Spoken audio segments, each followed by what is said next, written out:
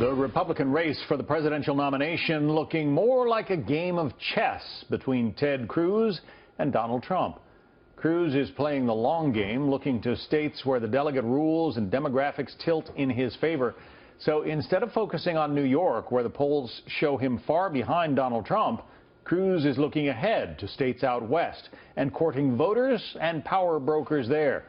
An article in the Washington Post explains Cruz's strategy, writing, quote, "He is effectively creating his own primary calendar, map, and electorate in hopes of cobbling together enough support to prevent frontrunner Donald Trump from clinching the nomination outright."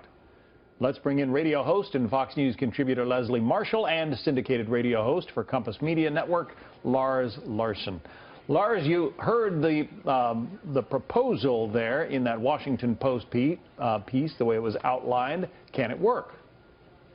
Well, I hate to let math get in the way of a good theory like that, but we all know that Senator Cruz is going to have to close about 88% of the remaining delegates, and that just isn't mathematically likely. I'm inclined to use a sports analogy, but it's not going to be there. So effectively, Senator Cruz will play exactly the role that the establishment GOP wants him to play. Spoiler to Donald Trump, since the establishment doesn't like either one of them. Now, you know I'm a Trump proponent, but Trump is going to do very well in the colonies. Once again, America's colonies in the upper Northeast are going to save the day. Look at the numbers in Maryland, where Cruz is running third in the race. He's down in the teens, and Trump is going to do very, very well. I don't think Senator Cruz is going to be able to get past that, and all he manages to do, if he does it, is prevent Trump from arriving with 1237 this summer. In our first hour, Leslie, we showed a poll that has Trump up by 13 points over Ted Cruz among likely Republican voters, but the margin is shrinking.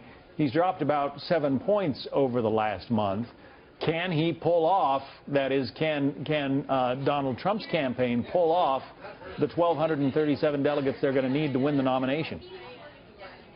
I don't know, especially with the strategy of Ted Cruz and his campaign and the experience this guy has as a politician. You know, Donald Trump said this is a rigged system, and quite frankly, it is in a sense. I mean, it is, like Lars said, a numbers game. So if you can't beat him, try and block him to push for a brokered convention. Sorry for all the B's there, guys. But with Ted Cruz, he has, he's an intelligent guy. He has a very strong, knowledgeable campaign, and as a politician, a great handle on the process. And quite frankly, that could put him in a position not to beat Donald Trump, but to block Donald Trump from getting the number, the magic number he needs to be the Republican nominee. So I think Ted Cruz is not only doing the only thing he can do at this point, but I think it's a smart strategy because I just don't see the Trump campaign as knowledgeable with this process that is, in a sense, rigged. You know, Lars. John, I got to tell you, I think it's a foolish strategy because here are two of the canards that we've run into in this campaign. Number one, that Cruz is anti-establishment. This guy went to Princeton and Harvard Law School, worked at the White House, FTC, Solicitor General, and all the rest of that. He's about as establishment as they come. Only in the last few years as a senator, his speeches indicate he's anti-establishment. And yet he's playing the pawn to the establishment GOP. He's blocking the guy the establishment hates the most, Trump, but that doesn't mean he's going to get the nomination either. Yeah. So both of them will get thrown off the stage. So Trump only succeeds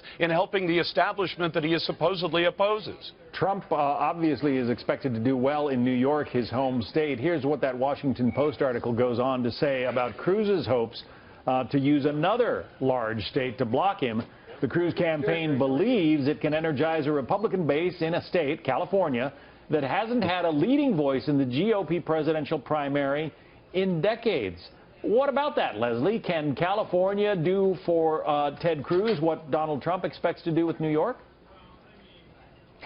I don't think that Ted Cruz is going to get in California what Donald Trump will get numbers-wise and percentage-wise in the great Empire State. But it's interesting that in a primary, the state that I'm living in, Cali, would play such a pivotal role. Yeah. And this is not just on the Republican side, but on the Democratic side as well. Although California is a very blue state, a very liberal state, there are some huge conservative pockets of the state, especially when you look to Sacramento and to San Diego, north and south of me.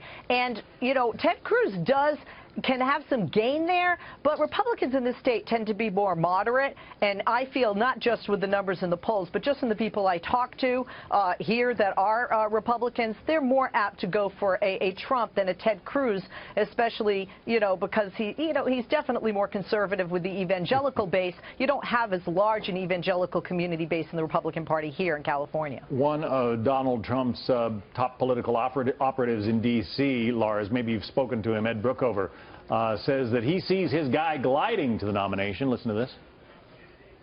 I don't see how we don't do very well in New York. I don't see how we don't do very well the next week. I think we're on a glide path. We have to work hard. We have to talk to the voters. But I think it's a path which has very few obstacles, especially winning on the first ballot. Is that optimistic? A glide path to the nomination, Lars? I don't know that it's a glide path, and usually my rule is under-promise and over-deliver, although with Trump the rule may not exactly work because that's not his style. I think he's going to do very well in New York and in California, and my friend Leslie Marshall, I think, undersells her state's conservatism. I might point out in the last decade, Californians have voted against gay marriage and in favor of the death penalty, so if that's her version of liberal state or blue state, I don't get it. All right, we'll see what happens. It's going to be a fascinating couple of weeks. Leslie Marshall, Lars Larson, thank you both.